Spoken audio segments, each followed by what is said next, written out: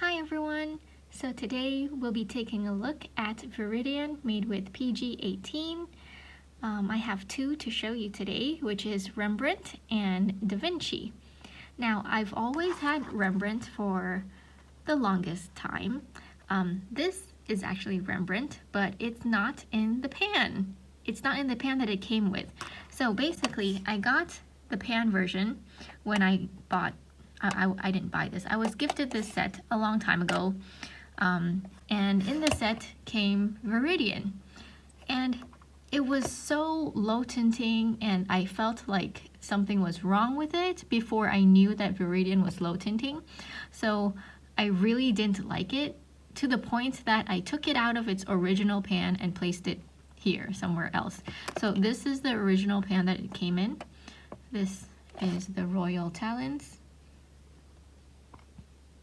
And that's 616, so that's the code, Viridian's code. Yeah, so I took it out of this pan and placed it in a whatever pan this is, and then filled it with a color that I actually like. Anyway, so that's how bad I hated Viridian back then.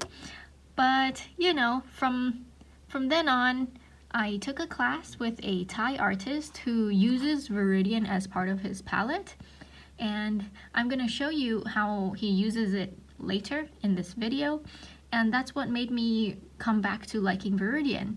And I also got this 20mm tube because, you know, once it's larger, it's cheaper, and also this was on sale, so I got that.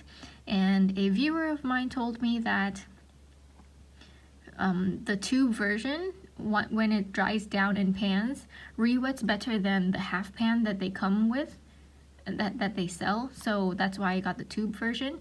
I still use this one sometimes, but yeah, as you can see, not very much. But I used this a bit, not a lot. But yeah, so let's get started.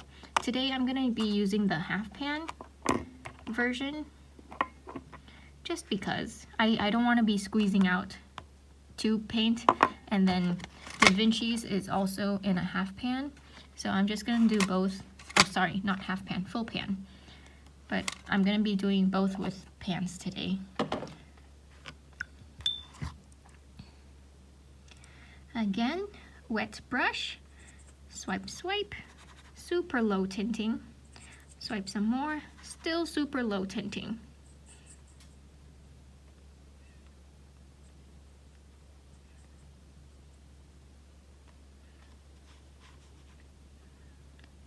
Not bad.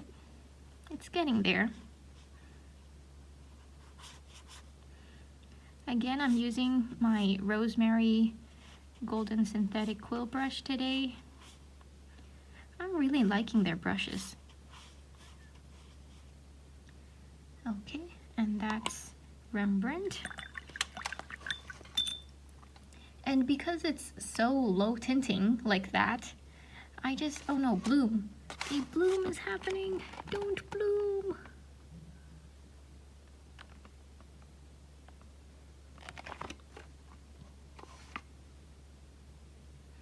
So because it's low tinting like that, as a beginner, I just never really understood why it existed. And at the time, I didn't know about granulation as much either, so I didn't know how to use it. Now let's go to Da Vinci. Da Vinci actually re-wets much easier, and I feel like it's even, I'm not sure if it's more pigmented or if it's just, the formula is just easy to re-wet. Easier to re-wet, I mean, sorry. Yeah. See, I feel like I could get a darker mass tone out of the Da Vinci one.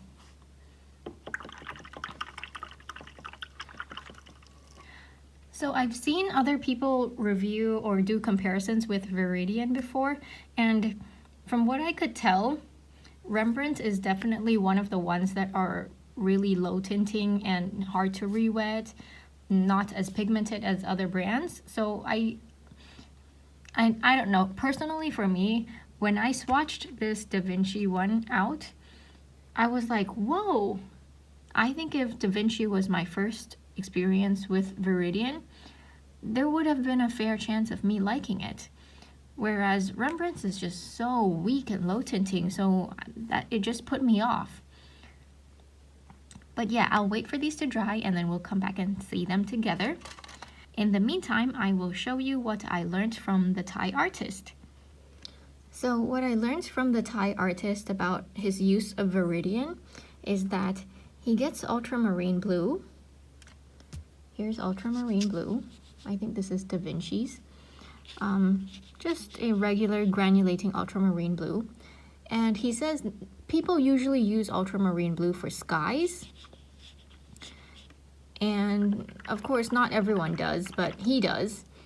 And he says in his paintings, he has this sort of concept where the further away your sky is, the cooler it is, as in color temperature wise. And obviously blue, if it's warmer, then you get a purple-ish sort of. So if you add red to ultramarine blue, you get a purple. And if you add green, you get sort of like a turquoise. So he's saying that if you want to paint skies that are further away, like into the horizon, you add green. And what he does is he does ultramarine blue. I'm sorry about the scrap paper. He does ultramarine blue and Viridian from before. He adds Viridian, and he gets this cooler ultramarine blue.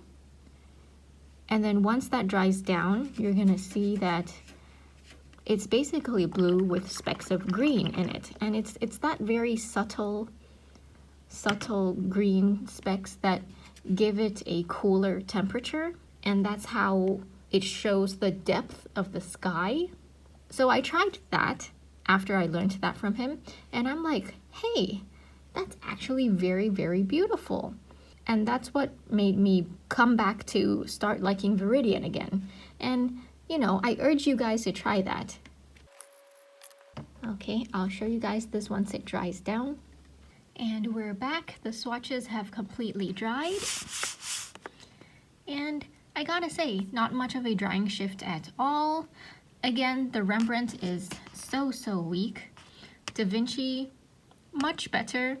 Still a rather low tinting pigment, but depending on the brand, you could actually have lots of potential with it. And here we are. Here's the mix that I did earlier.